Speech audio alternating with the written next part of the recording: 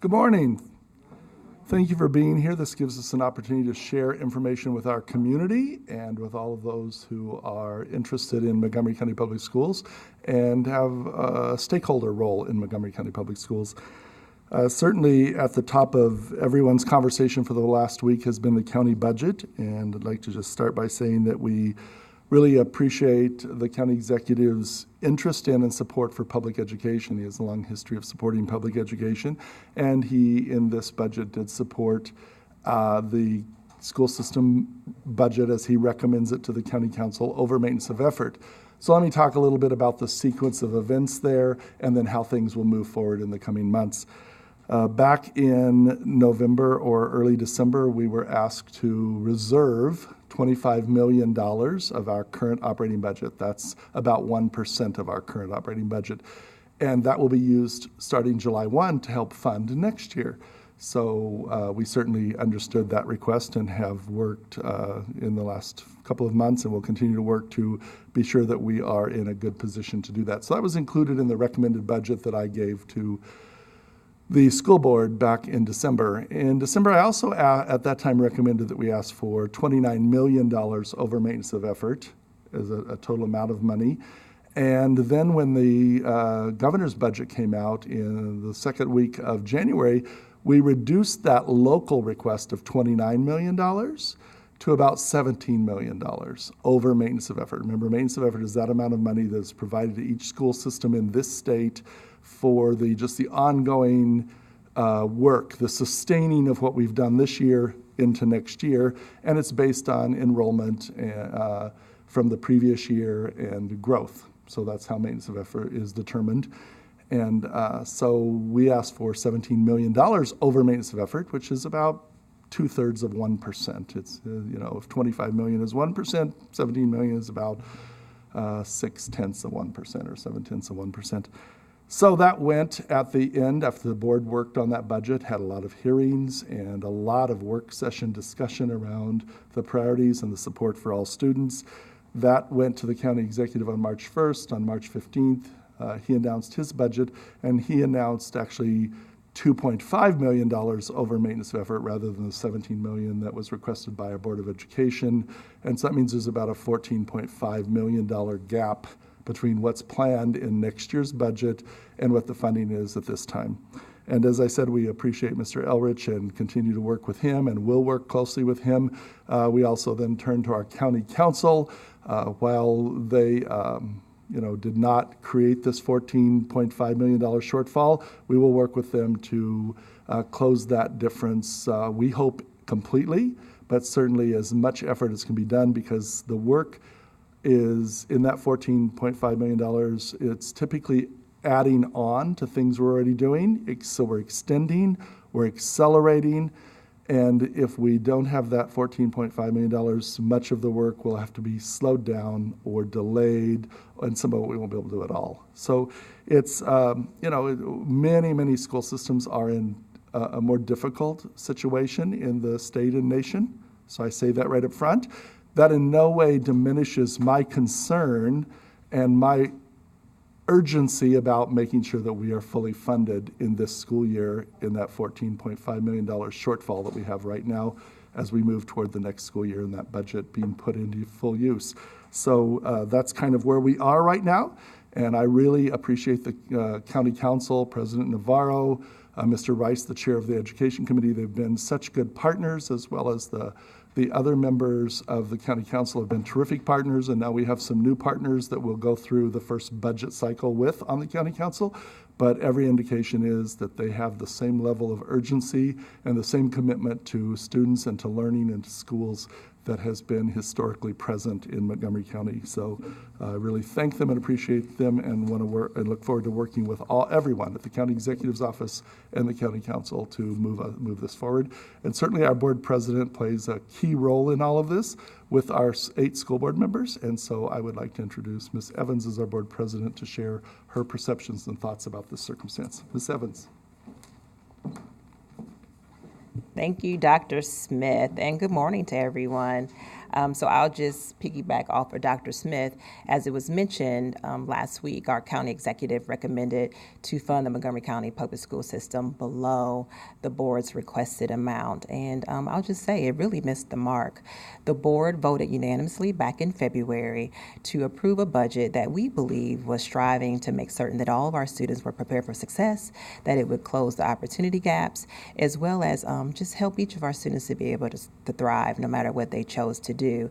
This budget, in our opinion, was striving to ensure that not only was there opportunities, but there are pathways for our students to be able to achieve at the highest levels. And just to go a little bit deeper, the funding was around the key bodies of work of improving our programs, increasing a strong academic support and career pathways for our students, to extend learning, to create language opportunities for our students, and most importantly, to really focus on the physical, social, and psychological well-being of our students.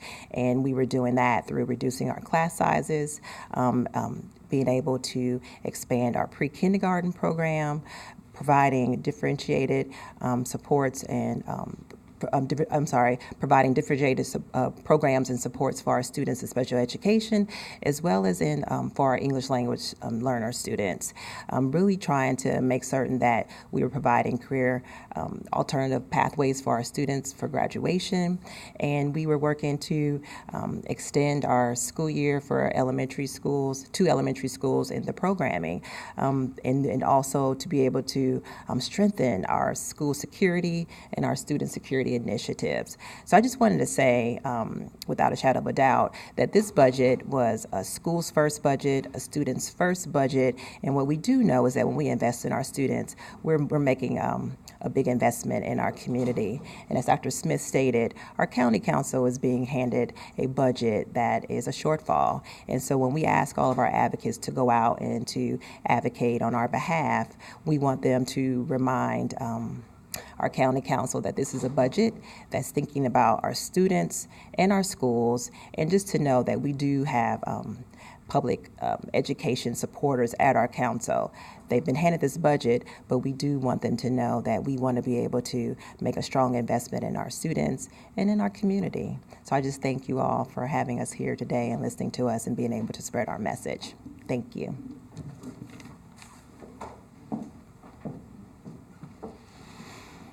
So certainly on the theme of supporting schools policy through policy and through finance, we would be remiss if we didn't talk about the Kirwan Commission work. Right now, we're right in the middle of the Kirwan Commission work in the General Assembly. This is an ongoing effort that actually started more than 2 decades ago with the Thornton Commission. And that work resulted in the Bridge to Excellence law in the early 2000s, which infused a substantial amount of money in the base of public education across the state. And if you look at the MGT report from that time, it indicated there was a substantial amount of progress made on behalf of many students, especially students who experienced disparities in their educational access and opportunity. That report also said that even with the Bridge to Excellence money, it wasn't enough, and that over time, and then we all know with the economic downturn in 2008, that Bridge to Excellence money ended. We maintained the base, but the increases didn't come forward. In fact, most of the state, including Montgomery County, actually experienced decreases in years like 2010, 11, 12, 13, 14, 15, 16, and it wasn't until 2017 that our county council was able to come back, FY 2017, know that for sure, it was my first year working here, with a pretty significant increase in funding over just trying to sustain the school system at the foundational level. And so that law, the Bridge to Excellence law, based on the Thornton Commission, called for a review of funding periodically. So that started a few years ago, 4 or 5 years ago, with a review. Then legislation said that review, and those, I think there are 7 reports that were part of that review, came into a law in the General Assembly 2 or 3 years ago that said we need a commission now to take these reports for adequacy. It was called the Adequacy Commission, an adequacy study. And we take those reports and we turn that into a commission that will recommend legislation and funding formulas to the General Assembly. This is the first session of the General Assembly that has taken that up. And they're in the very beginning stages of that, and they have some legislation in front of them right now. And Ms. Nikki Diamond, our Chief Financial Officer, is going to talk with you about some of those policies and ways of thinking about that, and we'll see where this all ends up on April 8th at midnight when the General Assembly goes out of session. So, Ms. Diamond.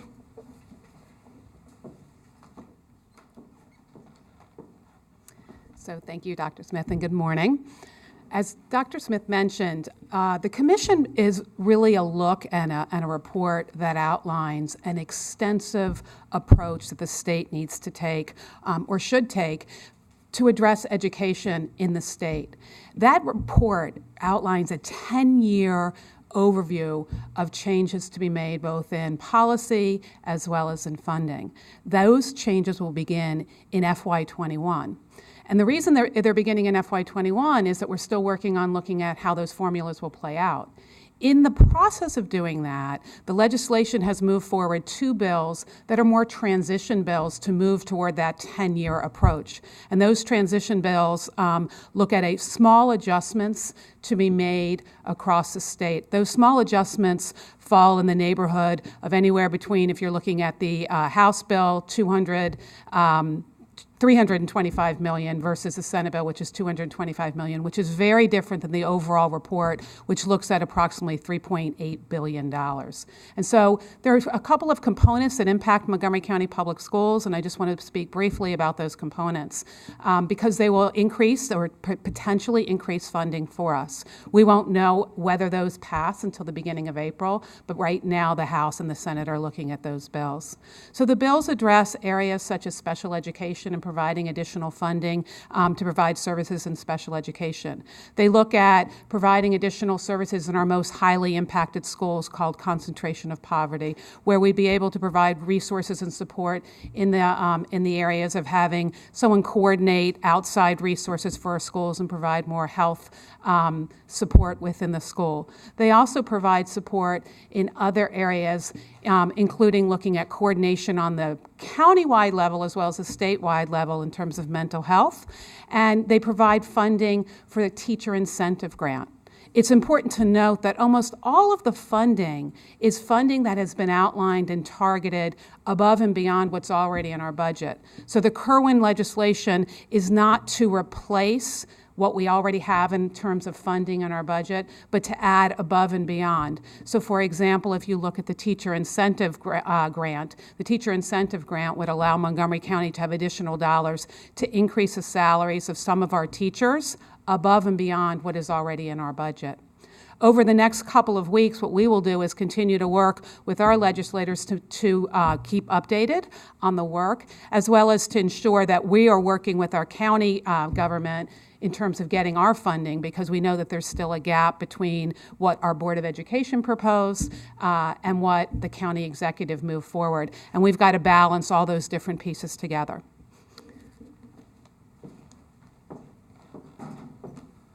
Thank you, Ms. Diamond. Thank you very much. So this next area of emphasis for us is our monthly theme that we do as an organization in the communications department, and we talk about these themes to try to draw attention to them and highlight them for our community and for our stakeholders and for all those who are interested in public education in the community and in the state. And this one is particularly, I think, important because it goes to the core of who we are as human beings, and that's the area of respect. And the communications department has worked on that. One of the things that I always think about, and I've thought about for years, because as a teacher and a principal for many, many years of my life, I realized that I had to balance two ideas that sometimes seem like they're opposing one another, a paradox, if you will. And that is that we both choose to be respectful, and we choose respect. We also have to earn respect. And those are in very different settings in life. And when I used to talk with students as a school administrator, as a teacher, I would talk about how sometimes when people are very harsh and difficult and nasty to us, we make a choice right then. Are we going to respond in that way, or are we going to be respectful and civil. We can disagree with them and we can state our case or push back appropriately, as one of my bosses used to say.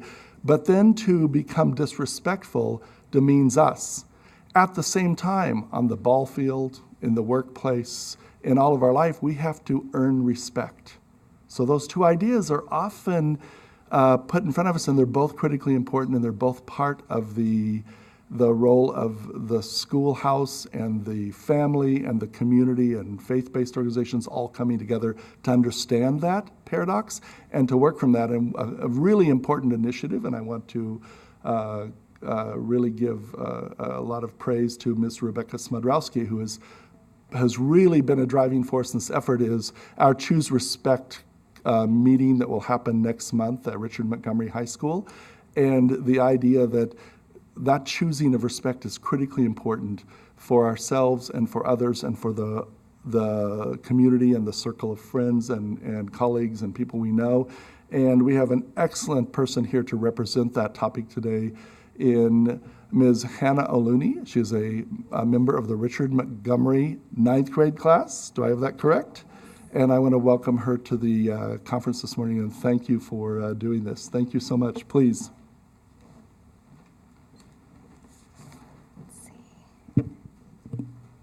Good morning, Superintendent Dr. Smith and our Montgomery County community.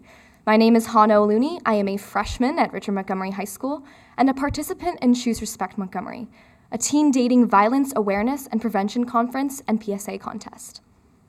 I participated in the Choose Respect Montgomery conference because of the 1.5 million American high school students that experience physical abuse from a dating partner every year. I participated because 3 in 4 parents have never talked to their children about domestic violence. I participated because even though women aged between 16 and 24 are the most likely victims of abusive relationships, almost triple the national average, it is a topic hardly touched upon in our school health curriculum. I participated because teenagers in America, our youth, my peers, have to suffer through a toxic environment every day when they don't know how to escape. Many students are exposed to various forms of abuse and misogyny starting from an extremely early age, perpetuating false stereotypes on what is acceptable in a relationship before they're even old enough to know what one is. And once they get into their first relationship, these students don't know or understand what qualifies as abuse or domestic violence and are the first to become victims. We students need to understand that we are entitled to a relationship that is safe, happy, and healthy. Our parents need to learn how to provide support for those of us in relationships and prevent developmental pathways to violence. And most of all, our schools need to understand the reality of teen dating as it is right now, with a significantly higher percentage of domestic abuse victims coming from historically disadvantaged and low-income families. Montgomery County's Choose Respect Conference strives to do just that, with free interactive presentations on healthy relationship skills and creating protective, safe environments for other students. Students will earn 4 student service learning hours while learning strategies to advocate for their own personal safety and watch the winning student PSAs that highlight the experience of domestic abuse from a student perspective. And to make this conference more accessible, MCPS will offer free transportation from Blair and Seneca Valley High Schools, and Spanish translation will also be made available. So choose respect, and please join me on April 7th at Richard Montgomery High School, because preventing our students from becoming another one of the 1.5 million victims of teen dating abuse means educating and providing us with the right materials to do so. Thank you.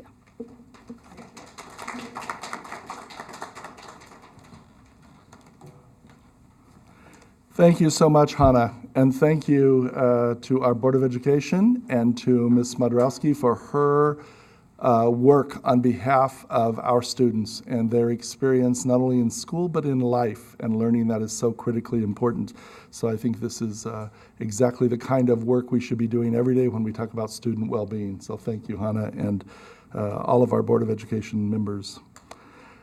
So on March 7th, the Montgomery County leadership, Mr. Elrich, and President of the Council, Ms. Navarro, unveiled an early care and education initiative. It's a 4-year action plan to significantly expand child care options for infants, toddlers, and preschoolers. providing greater access to more families and support schools and community-based providers. This integrates with the Kirwan work that you just heard about from Ms. Diamond. It integrates with the budget you just heard about from me, because we've been adding early learning every single year to our budget. And I cannot say how thankful I am for this effort and this understanding that this is a community-wide effort. We need to get to where we can provide the best care and early learning, high-quality opportunities to every child in Montgomery County before they enter kindergarten. And that's going to require every kind of provider, home-based providers, centers, nonprofits, the school system, HHS, all working together.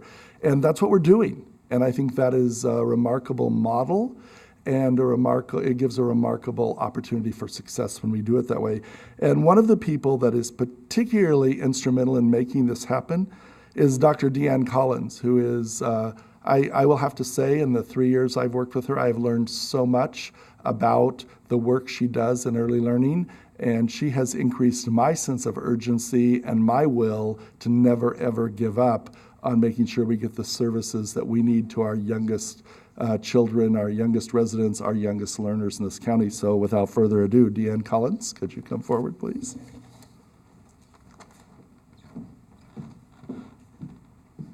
Thank you, Dr. Smith. I'll just briefly say that I'm forever grateful along with my team. I also want to mention Ms. Amy Kropp, who works for the Office of Special Education, Preschool Education, because one of the greatest and exciting adventures we've been on is how do we increase the collaboration and inclusion of students with disabilities. So as part of this initiative, when we opened McDonald Knowles in the fall, we were clear that we wanted to create an inclusive setting. So when you walk into McDonald Knowles right now, you don't know which students have individualized education plans, IEPs, or who are general education peers, and that's really exciting. So we are appreciative of the funding that our Montgomery County Public Schools Board of Education, along with Dr. Smith, has devoted, because we're excited to hopefully in the fall, that's going to be our goal. We're not going to be hopeful. We're going to open in the fall an Up County Early Childhood Center that will look very similar to our Down County Center. The other exciting piece to our work is our partnerships that we've had with our child care providers. Currently at McDonald Knowles and Montgomery County ARC is in the space as well. And so it's been great for us to partner around not just the day-to-day work, who's going to use the playground, but also parent engagement opportunities, professional learning, making sure that we have high-quality classrooms and learning going on for students. So we are excited to continue this partnership in the fall. And we have a lot more work to do, but we are very excited that we have the money to do so. Thank you. Thank you.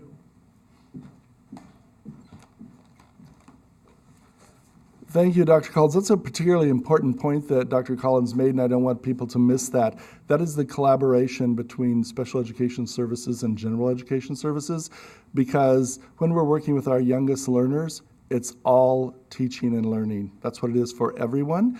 And we have developmental ranges. We have different needs that students come to school based on their unique personalities, dispositions, learning styles, all of those things. One of the pieces of information I learned when I worked for Maryland State Department of Education in this area that was profoundly, I thought, positive and doesn't get said very often is for children who are identified in the infants and toddlers program.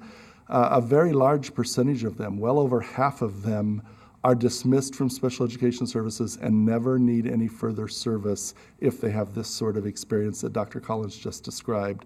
So this, when we think about this, this is truly paying it forward. This is doing exactly what we need to do for the future of each individual child and for the future of our community and its economic and social well-being across the board. So very, very good, important work. We certainly have a lot of facilities and facility needs in Montgomery County. We also have a lot of programs and a desire to continue to build programs. And a lot of resources are invested in facilities and programs in this county. So as we think about our high school pathways, we have to think about both the facility and the programming. And that's what we're doing when we think about the new Seneca Valley High School that will open in August of 2020. It will serve not only as a comprehensive high school as it does now, but it will more than double in size and serve as a career and technology center. And we're expanding the way we think about career and technology because the world is changing all the time. All of the different pathways that are so critically important that lead to programs at Montgomery College and other colleges and universities, as well as lead to living wage, high-skilled jobs. We want to be on the forefront of both of those. So whether you choose to go right into college, you choose to go right into a career pathway, or you choose to do both of them as a student who's just graduated, we want to support that. And when we look at these things, we have to think about all the range of jobs. Certainly we need engineers and mathematicians and scientists. We also need people in the arts and culture and people in literature and all of the different fine performing arts, as well as the human arts, if you will. And as an English teacher, I think those are pretty important. I think most people do think they're pretty important. And so when we look at the programs at Einstein, if you've seen their dance program, you know that they are exceptional. If you've seen the communication arts program work at Montgomery Blair High School, if you've seen the work done at Blake High School, you know that it is a signature school for the fine arts and the humanities. And we have a lot of that across the system. So as we think about new schools and new locations, one of the areas that we're thinking about is arts programming. How do we extend and expand, grow that so it's geographically close to all students and that it's available? And so we've put together an exploratory committee to look at that in terms of the Woodward High School reopening. We also have, as I said, the Seneca Valley. We have a program at Blake that we could continue to grow and enhance. We have future high school on the drawing board at Crown. But right now, the work at Woodward is kind of front and center. So we put together this exploratory committee. And I have to say it was a good day when I called Elliot Fansteel, who's the former CEO of Strathmore, and I met several years ago through a variety of different interactions and have tremendous respect for his work. When I read that he had decided to move into a different phase of his life last summer, I called him and said, "Hey, can you help me?" And he said yes. And so we have not only a person in our community and in our state, but nationally who's known for thinking about programming outside the box. So I'd like him to share with our community some of how he's thinking about how to explore this, both as around the facility at Woodward, but also around our entire county. So Mr. Fansteel, thank you so much for being here, and thank you for your work on behalf of Montgomery County students. Thank you. Well, let's be clear, his timing was impeccable. I retired August 31st, and I think he was calling me an hour later. He caught me in that little nexus, if you've ever thought about retirement, where you think, oh my God, there's no purpose for me in life anymore. No one wants me. Even my wife is probably thinking. And there's Jack on the phone saying, by the way, of all the things you've done, I'll bet you've never worked on recreating an arts curriculum in a high school level. And I said, that's the one thing. So he really got me at my weak spot. I also found out quickly that he's an English teacher, but also a theater director. So he has within his blood that DNA that is undeniable. I want to be quick and clear about this, which is we have just begun, barely begun. And there is no final mandate. There are no decisions made. In fact, there's not even a full committee convened. I have been on a listening tour of MCPS personnel, and I have long known the aesthetic ed people up here that have worked with them for years and years and years. But what I understand to be challenged with is the ability to put together a new look at arts education, especially at the secondary level. Now, quickly let me say that I have 4 grown children. God bless them, they're all moved out.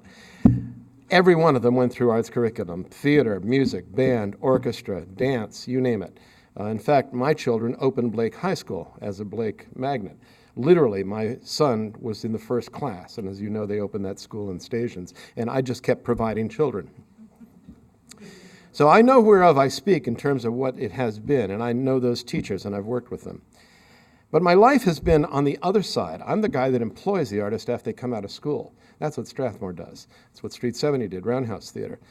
And to be on the product output end is a different perspective on what arts education has been and I think could be. So here's a couple of things that I want, once convened, this group to look at.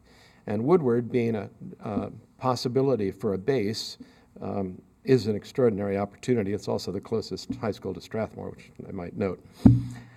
But it had nothing to do with it. First of all, I want to re-examine some assumptions. You know, if talent is distributed equally among our population, we can all agree, I think, that opportunity is not. And so the ability to take into arts education in particular talented, promising, creative, but not yet fully formed students is critical. And this is where privilege matters a lot. Because when you get into arts education and arts opportunities, whether it's chorus or band or theater, and you have the ability to not have to work after school, or you have the ability for your parents to pay for private education in the arts, that's a distinct advantage. And we need to find a way to make the equality and the equity and the diversity access to arts education broader. There is also a basic truth, which is we tend to put our kids into music, theater, dance, arts, so that when they graduate, they'll go join a group, an orchestra, a band, a chorus, a dance company, as if that's the pipeline we're preparing our kids for, to go be part of a conglomerate art form. These days, with that little iPhone in your pocket, you can record, you can promote, you can distribute, you can market your own production. And kids do that more and more and more. They don't need the big studio, and they don't need to be part of an orchestra. In fact, they can compose and perform their own work and have it distributed more widely than most orchestras get. So that is a new vocation for our future arts students, and we need to prepare them for that. We need to teach them how to use that. Well, it'll be bigger than an iPhone, but how to use the electronic media that now connects the world. At Strathmore and at AMP in particular, our nightclub on Rockville Pike, we brought a bunch of fourth graders in there, and we put on the big LED wall screen a living artist from New Zealand and had them take the kids through their studio and then answer the kids' questions. Oh my God, I could never have conceived of such a thing when I was a child in band at Blair High School. And now you can bring the artist into any classroom anywhere, and the kids can interact. That is a whole new world of arts education. And honestly, I think we should be preparing our artists not just to read the score or the script or to pretend to paint the masters. No, we need to teach them to create, to compose, to author their own product. And I think they can do that if we actually encourage that and just slap a piece of music in front of them and say, play that. So there's so much that can be done in arts education. I do know that we're going to need to do one more thing, which is to take professional working artists and get them in the same space with these kids during their education. That's where they will demystify the, what would it be like to do this as a living? Now, very few of them are going to see that as a Bill Gates opportunity. I understand that. But the fact is that they have to not fear going out and being the artist in the world that they were trained to be. To not hear that, yeah, but what are you really going to do for a living? Which most of my people at Strathmore often get from people. What are you really going to do for a living? Well, the fact is that arts is a viable profession. And finally, this is where Jack and I slightly did. I believe that STEM is the way of the future. But if it doesn't have an A in it, if it isn't STEAM, it isn't going to be fully functional. And here's why. What the arts uniquely do is they teach you to envision a preferred, non-existent, but a preferred future.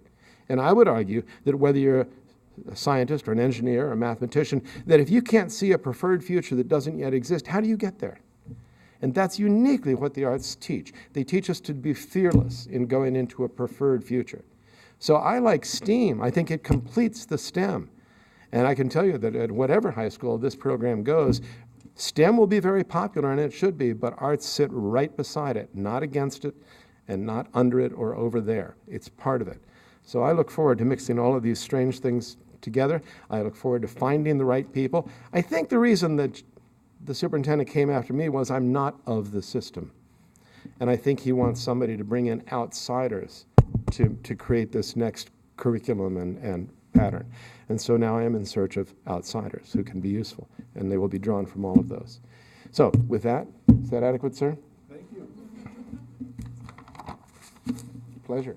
Thank you very much. So I have to tell a brief story because you talked about one of my former lives, and it might be a future life. I did direct plays both in Richland, Washington and in Tokyo, Japan, musicals, and different sorts of performances. And I was sitting in my office about a month ago, and some days I think, why do I want to do this? Why don't I teach high school English or direct plays? And up popped an email out of the blue in my MCPS email, and it was from a student. He said, Mr. Smith, I saw online where you work in Maryland, you're a superintendent. Wow, great, congratulations. You are one of 2 teachers that I remember from high school because I was in Fiddler on the Roof when you directed it. And I thought, that's why I work in public education. That's why, because, wow, that's worth the world to me to get that. He said, he works with, what's LAN stand for in computers? Local Area Network, maybe? I'm an LAN administrator for the FAA in Portland, Maine. And he said, and I still remember in 1984 this experience. And the arts, they're powerful, they're important. And the only argument we have is, do you do STEM, arts side by side as 2 words, or do you do one acronym STEAM? Everything else he said, I completely agree with. There is no other argument. So he would just like to have a public debate on the stage of Richard Montgomery. It'd be a short debate, because everything else I'd say, okay, I concede all of that to you. I would just put 2 words up, not one. And I even give on that. It's okay. We can call it STEAM if you want. Coming up in February and March, we have the applications for elementary school immersion programs. The application deadline for the 1920 school year is Friday, April 26th. All elementary school children are eligible to participate. They can put their name in for a lottery. That's what it is because there aren't enough spaces. We're working to rectify that over time. But right now it's a lottery, and we'd like to see those all be dual immersion programs that we spread and build across the system. Though right now we have elementary one-way immersion programs in Chinese, French, and Spanish, and we have 2-way immersion programs at several schools in Spanish. More information can be found on our website, and there are parent interest meetings that we're advertising, so watch for that and follow up.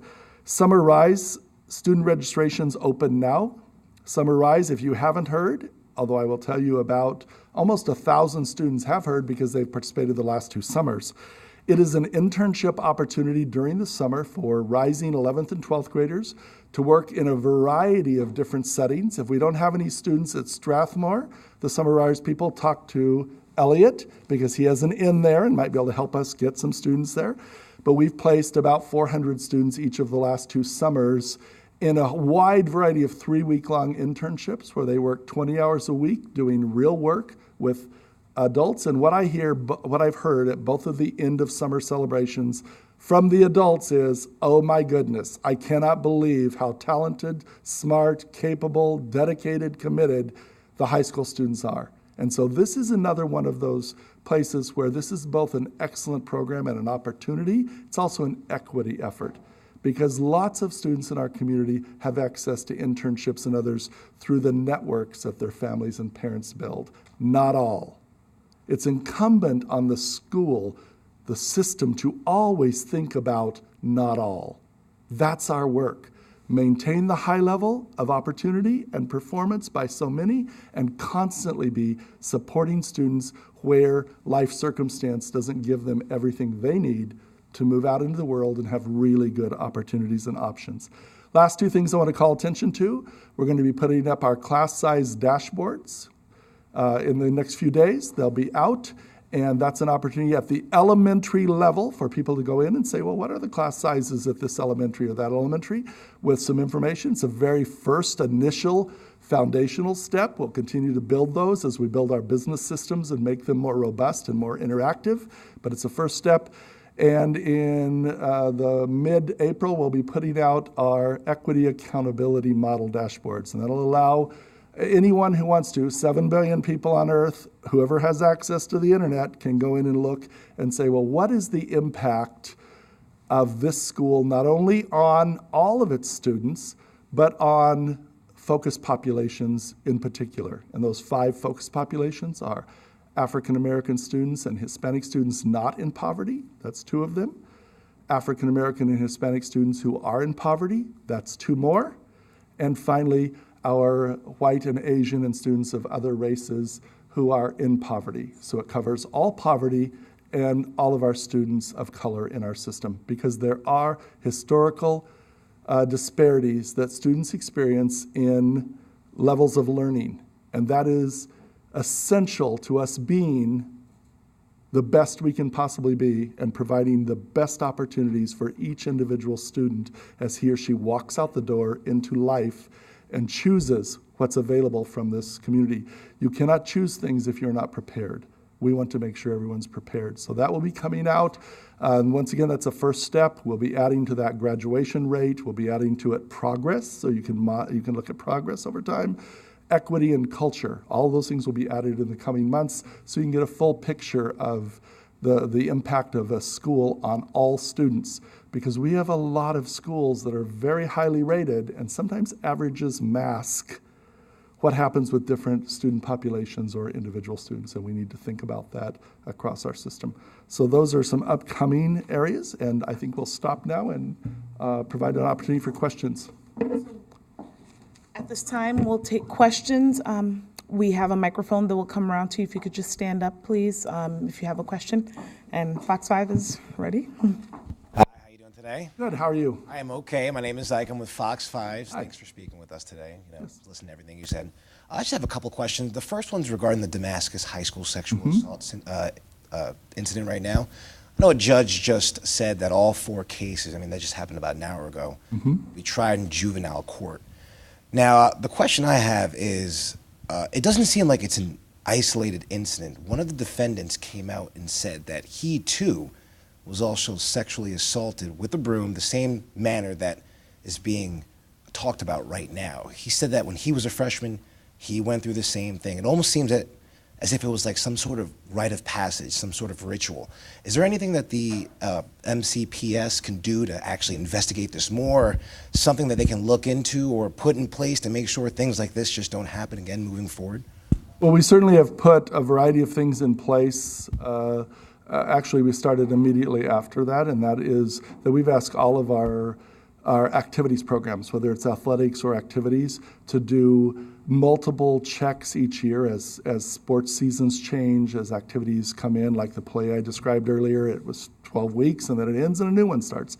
But as we do those things, that we have very, very direct interaction with students about the possibility of hazing that can turn to violence, that can turn to serious situations that are really damaging for everyone involved, and that we never want anyone victimized. So we have already put in place that, and Mr. Turner can give you very specific information, documents, all sorts of things around that we have said we're going to proactively do that all the time. In terms specifically of Damascus, up to this point, we've been asked not to begin an investigation by the state's attorney. I understand that because they were doing their investigation. Certainly, this waiving shows complexities in this case that are not as straightforward as people would think. And so it's our intention, as soon as we are permitted by the state's attorney, we will begin, we have begun a specific investigation around Damascus and what happened that afternoon, because adults were responsible, and we'll begin an investigation of more broadly of Damascus and of the system.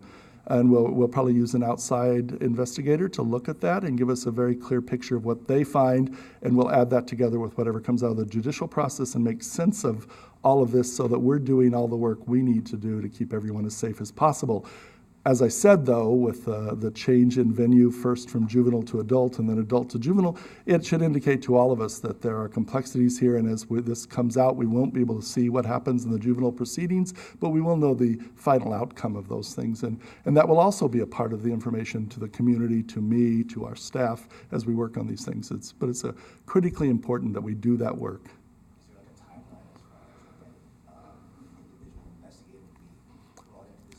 As soon as the state's attorney says that it's appropriate to begin that process, just so we don't interfere with their investigation. They've been investigating vigorously, and we've been very cooperative with them, but we'll start that, and we've been anxious to start that and kept in very close touch with them about starting that.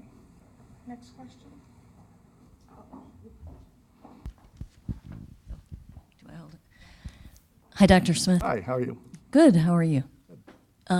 What about the internal review at Damascus? Can you update us on the status of that? Last press conference you were saying an internal review, some kind of... The internal review that I was talking about last press conference is the afternoon about supervision of that space and of those students. And at this point, we're determining that, what happened there. And we were held off from that also by the judicial process. And as soon as we are given permission, we'll broaden that internal review to not only that specific afternoon, but to the issue of what might have happened in the past or what was alleged to happen, and how we go forward with that. So that was about that review is focused on that day, Yes. that day's actions, Mm-hmm. and supervision issues, I guess, Yes. right? Mm-hmm. Questions of supervision. Next question, Kate, come up. Good morning, Dr. Good morning. How are you? I'm good. How are you? Good. Just while we're on the topic, building off of that, this morning already I've heard some community concerns with the 4 cases being in juvenile court. Some people are concerned about the level of transparency and how they will get information about, how those cases proceed, more information as they move forward. So I wanted to give you a chance, to relay any information as far as, information the school system might be able to share with the Damascus community as these juvenile cases move forward?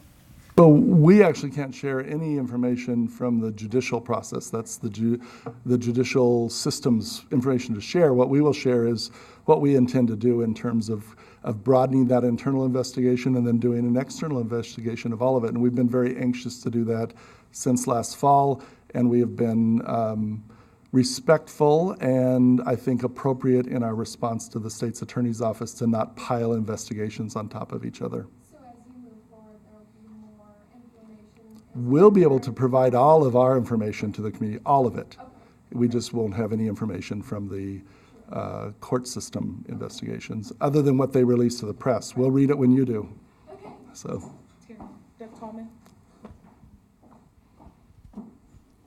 Since we're on the subject of Damascus and investigations, on Tuesday the prosecutor detailed a number of incidents with the 4th defendant in his essentially run-ins with administration for fighting and sexual harassment. They're so numerous that I'm wondering if there's any thought that there should be some review in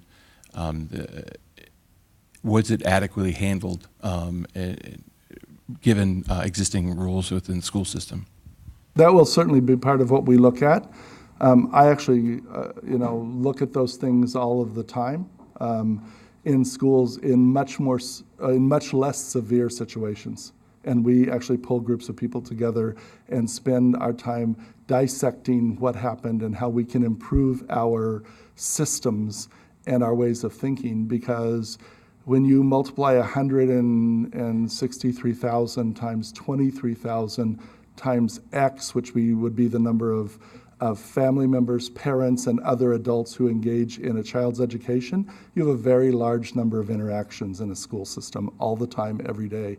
And so it's absolutely incumbent upon us to always be thinking, whether we're talking about early childhood, whether we're talking about the equity accountability model and making sure that we're providing the highest level of learning to every student, discipline, safety, to always review everything we do and learn from our successes, and more importantly, learn from any place where there might have been something that we could have done differently. And so we definitely will do all of those things, and we'll continue to do them in every area of the system. It's me again. Hi. Just real quick, I had 2 quick questions. Okay. I know I read that the district is looking into all gender bathrooms. Can you expand on that, what that actually means, what that looks like? And also, Governor Hogan said that he wanted to let the counties and the districts decide about when to start school, before Labor Day, after Labor Day. I just want to know what Montgomery County would like to do. And I know he even talked about a referendum, letting people decide. I just want to know what you guys would want and what you plan to do as far as that decision. Sure. So first of all, the restrooms, that came out of a public comment that we had recently at one of our board meetings, and that looks at how we evolve as a system around facilities, How do we use facilities? And certainly that's been a topic of conversation in our country, in the world, in our community for the past several years about how we adequately work with and provide for all individuals, no matter what their choices or circumstances are. I will tell you that I lived in Asia for much of the 90s and went to a great number of non-gender specific bathrooms, just like the ones in the photograph that the individual showed. So my immediate personal reaction was, it's no big deal. I did it on a regular basis all the time for, I think, 7 years of the 1990s I lived in Asia.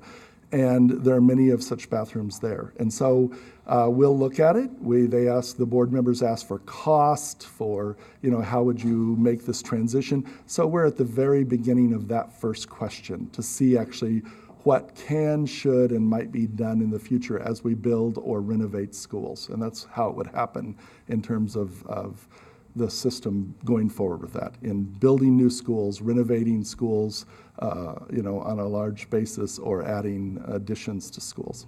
And then the second question was, help me out here, I can't remember. Oh, so the calendar, sure. So the calendar, certainly I always prefer local decision-making on that. I think the local community and the local board, the board is elected to set the calendar of a school. That's one of their primary duties. What I have found is that the June 15 date is more troublesome in making a calendar than the Labor Day date. And it's not that I prefer or don't prefer Labor Day.